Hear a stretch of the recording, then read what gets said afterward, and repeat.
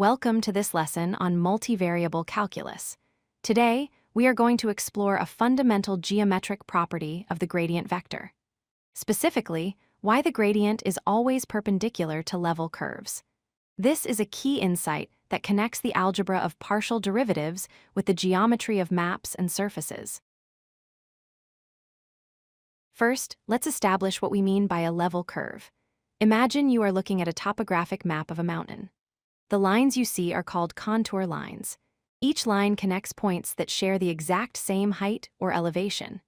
In mathematical terms, for a function f of x and y, a level curve is the set of all points where the function equals some constant value. See, it is like slicing the mountain horizontally. Next, recall the gradient. The gradient of f, denoted by the symbol nabla f, is a vector constructed from the partial derivatives of the function. It has an x component, which is the partial derivative with respect to x, and a y component, which is the partial derivative with respect to y. This vector isn't just a list of numbers. It packages all the local slope information into a single geometric object. Geometrically, the gradient vector has a very special job. It points in the direction of steepest ascent.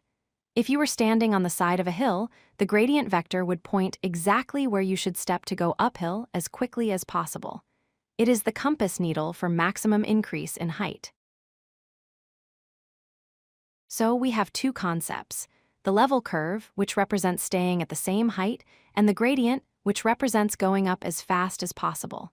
The big theorem we are discussing today states that these two directions are perpendicular.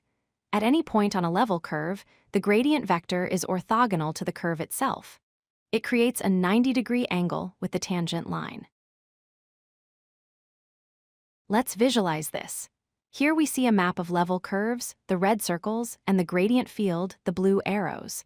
Notice that everywhere an arrow crosses a circle, it does so straight on. It pushes directly outward. It never skims along the edge.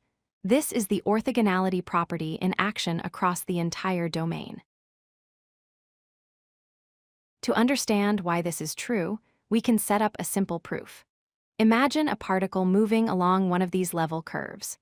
We can describe its position with a vector function r of t. Since the particle stays on the level curve, the function's value at the particle's position is always equal to the constant c. It never changes height. Now let's use calculus. If the height is constant, its derivative with respect to time must be 0. By applying the multivariable chain rule, we can expand this derivative. We get the partial of f with respect to x times dx dt, plus the partial with respect to y times dy dt. Notice the structure. This is exactly the dot product of the gradient vector and the velocity vector r prime of t.